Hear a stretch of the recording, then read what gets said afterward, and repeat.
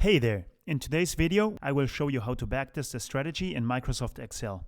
By the end of the video, you will have created a fully working backtest system that will be helpful in showing you the profitability or not of your strategy. In addition, I will show you how to create the functions in order to have the capabilities of easily changing the parameters. So, let's get started.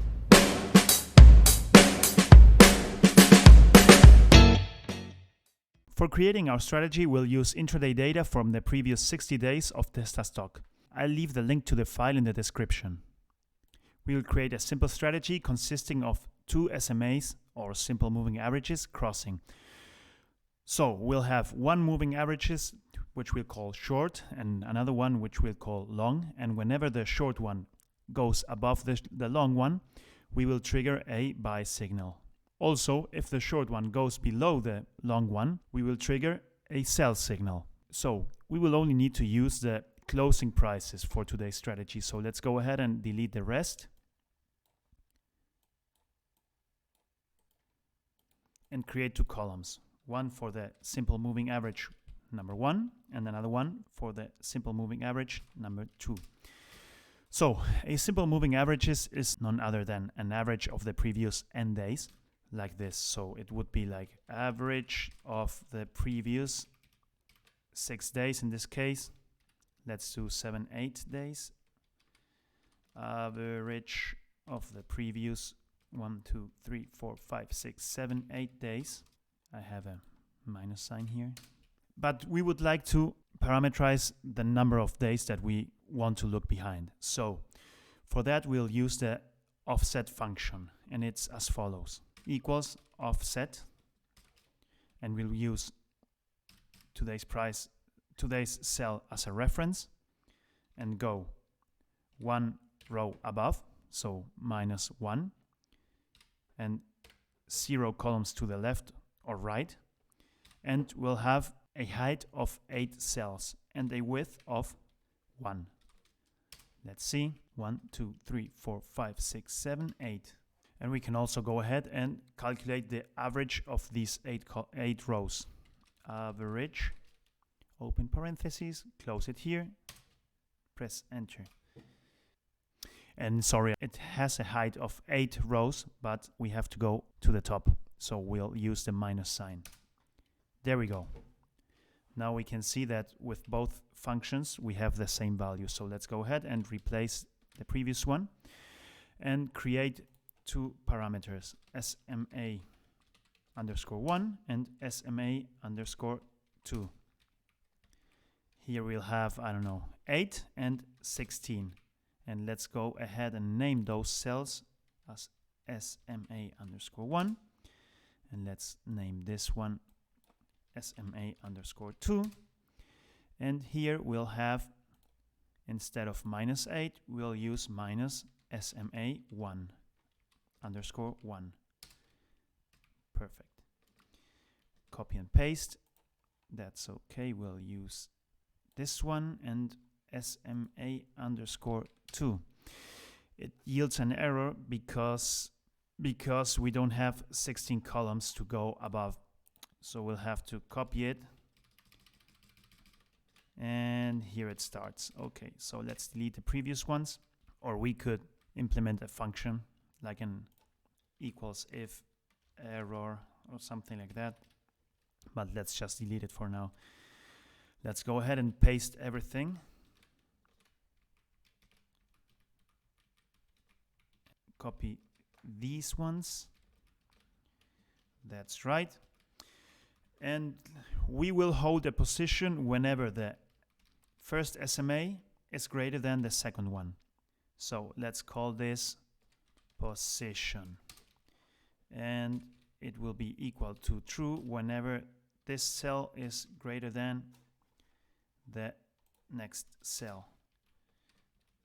Let's copy it, and as you can see here, it is already true, but it's true because 630 is greater than nothing.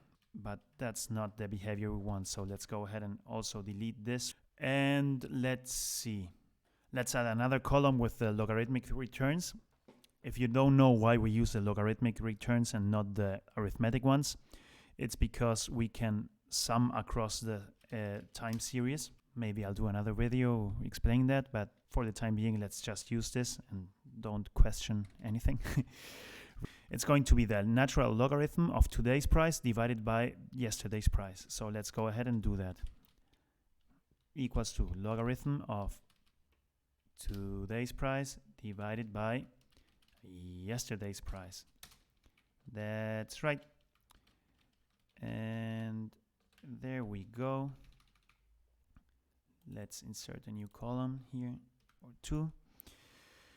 And now we already know the buy and hold return. It's none other than buy and hold. It's the sum of the daily returns, so equals to sum of these ones. That's right. Let's use a percentage. Okay, so it's 11.98%. Let's see how our strategy compares to that. We will only compute the returns when we hold a position. Otherwise, we are just holding cash. So let's create return underscore strategy. And let's see if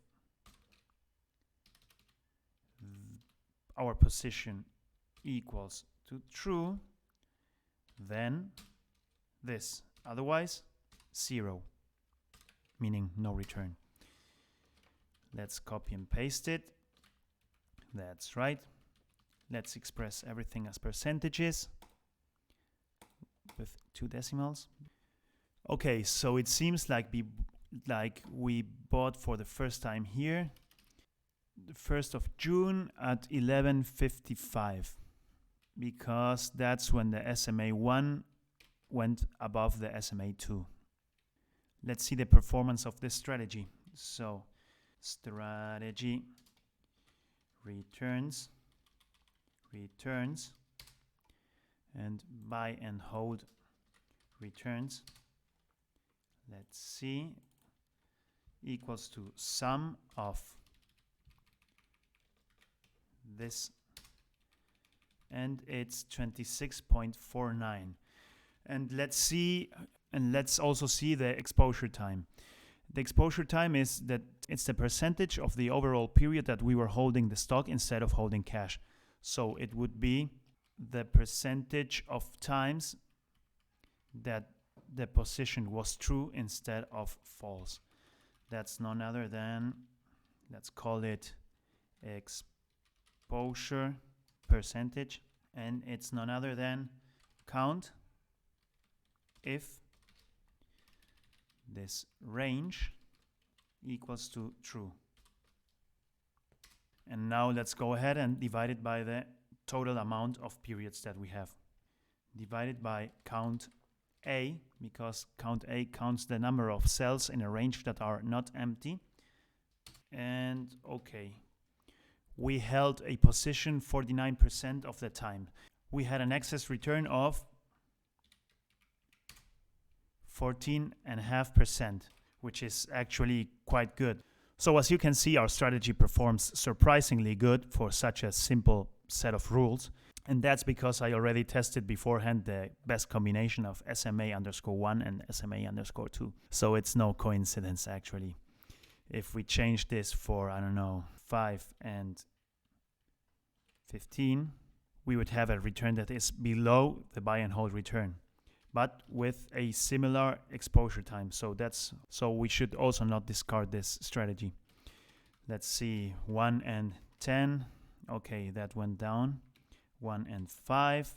Now we're talking. Now it's a very bad strategy.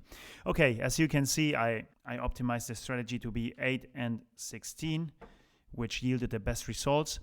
And in the follow-up video, I'll show you how I did it.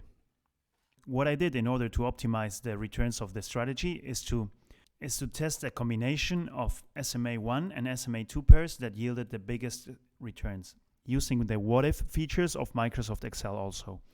And it looks basically as follows. So I have the combination of SMA1, SMA2s and SMA1s. SMA1s and SMA2s. And as you can see, For each combination, I calculated the return of the strategy over the period. And as you can see, when SMA1 is 8 and SMA2 is 16, the return is 26%, which is the highest percent over all the combinations. I think this might also be interesting for a follow-up video, which I'll post next week, I think. So stay tuned, and if you found this video interesting, please don't forget to like the video. And if you really found it interesting, and if you would like to be notified of the follow-up video, please subscribe, and see you on the next one.